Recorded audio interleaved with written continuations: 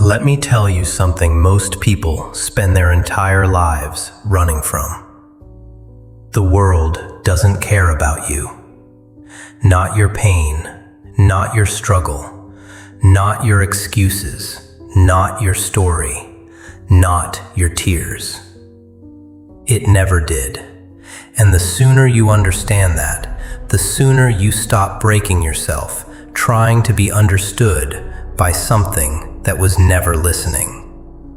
You were taught to believe that if you're good enough, kind enough, patient enough, hard-working enough, someone will notice, someone will save you, someone will care. No, the world doesn't reward effort, it rewards results. It doesn't respect suffering, it respects strength. It doesn't stop to ask what you've been through. It asks one brutal question. What can you handle without falling apart? You can cry. You can complain. You can explain your trauma 1,000 different ways. The world will nod and keep moving. Bills don't pause. Time doesn't slow down. Pain doesn't negotiate.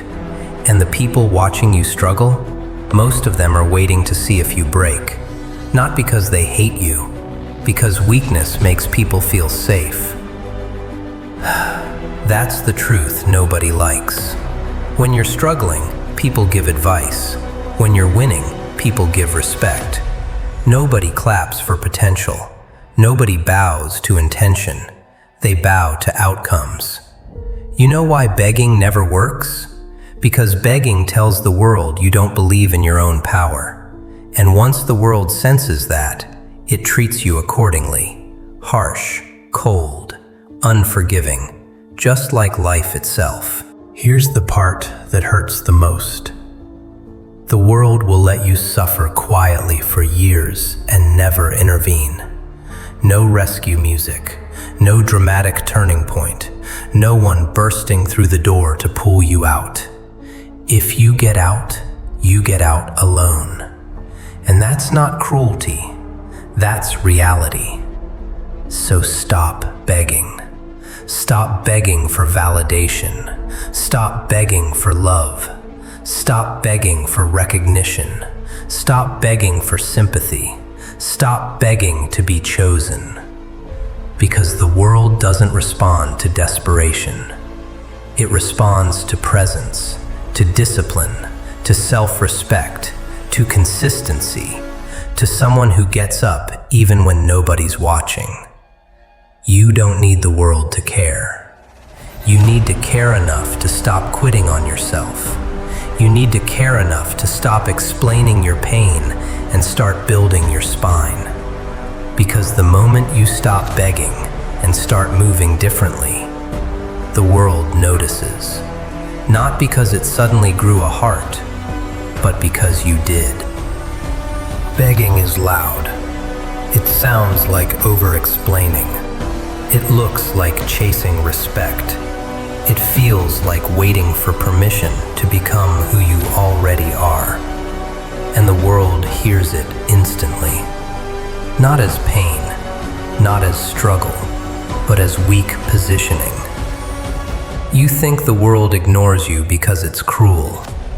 No, it ignores you because you trained it to. Every time you tolerated disrespect, every time you stayed silent to keep peace, every time you explained your worth instead of enforcing it, every time you waited instead of moving, you taught the world how to treat you. And the world is an excellent student. The world doesn't respond to people who ask nicely. It responds to people who don't ask at all. People who move regardless. People who act without applause. People who build without permission. People who don't pause to see who's watching. That's not arrogance. That's alignment. You don't get respect by demanding it. You get it by becoming unavoidable. By standing firm when it would be easier to bend. By staying disciplined when it would be easier to quit.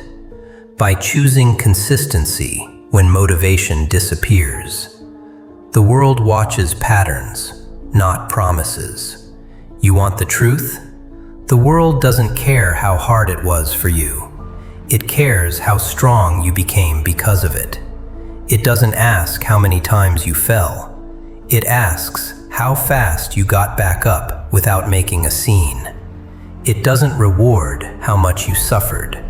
It rewards how much you handled. That's why complaining feels natural, but building feels lonely.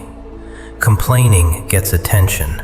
Building gets ignored at first. But here's the shift nobody tells you about. The same world that ignored your grind will suddenly question your rise. Not because it hates you, because it didn't expect you to survive the silence. Begging is hoping someone else will validate your existence.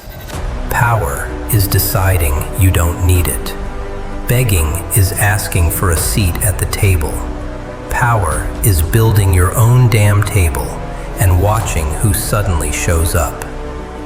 There's a moment every disciplined person reaches.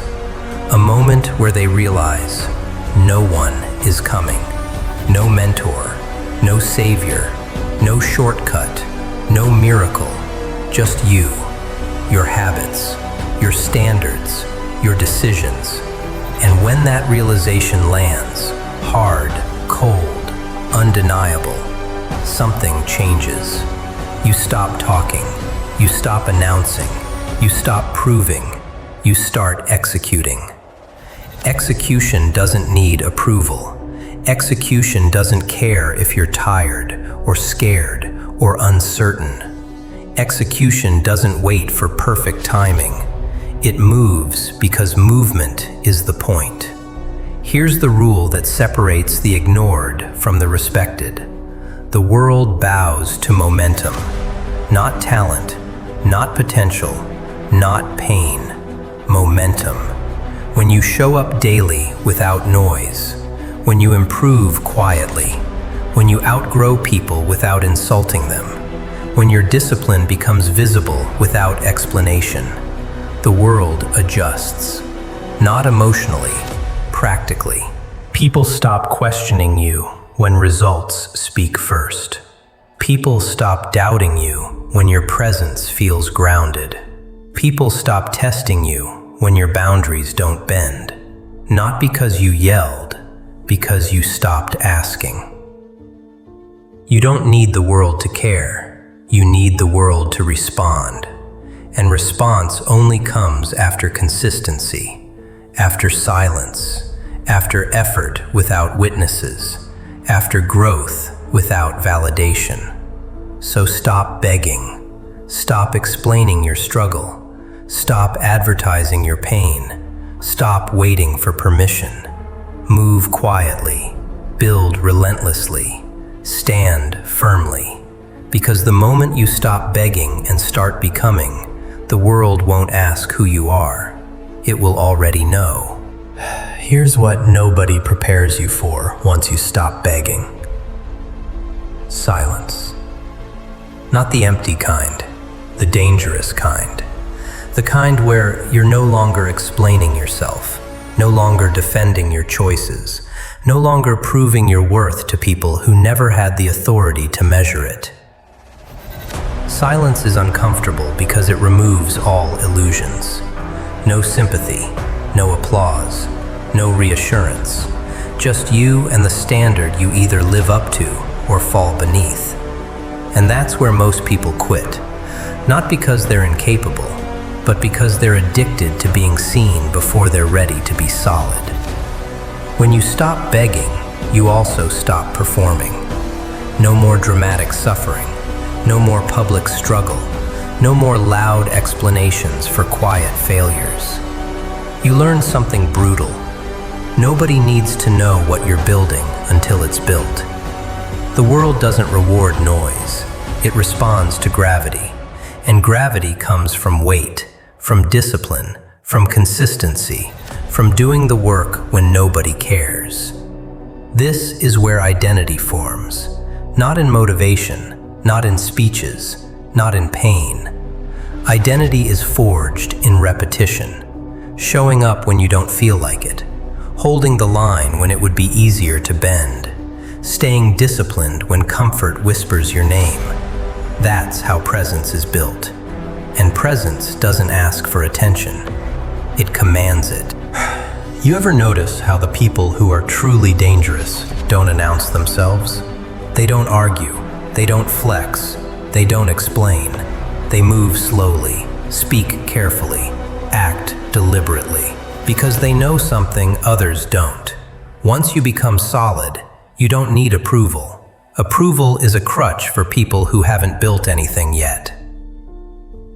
The world doesn't care about your intentions. It cares about your standards, how you move, what you tolerate, what you walk away from, what you protect, what you repeat daily without needing praise. Standards are visible even in silence. That's why disciplined people make others uncomfortable. They don't complain. They don't beg. They don't seek permission. They just exist at a level that exposes excuses. When you stop begging, you start choosing. You choose your time carefully. You choose your circle brutally. You choose your habits intentionally. You choose progress over comfort. And with every choice, your presence hardens. Not into arrogance, into certainty. Certainty is rare. That's why the world reacts to it. Not with kindness at first, with resistance, doubt, testing, silence, pressure. The world presses to see if you'll fold. And if you don't, if you keep moving without needing approval, that's when the shift happens. People stop questioning you. They stop challenging you. They stop doubting you. Not because you convinced them, because your consistency did it for you. The same world that ignored you starts adjusting its tone, not emotionally, structurally. This is the final truth. You don't win by being understood. You don't rise by being liked. You don't survive by being gentle with a world that isn't. You win by becoming unmovable, by building so much internal weight that nothing external can shake you. Stop begging the world to care. Care enough to build something solid. Care enough to stay disciplined in silence. Care enough to become what no opinion can weaken. Because once you do, the world won't ask for your story. It will already feel your presence. And presence doesn't need permission.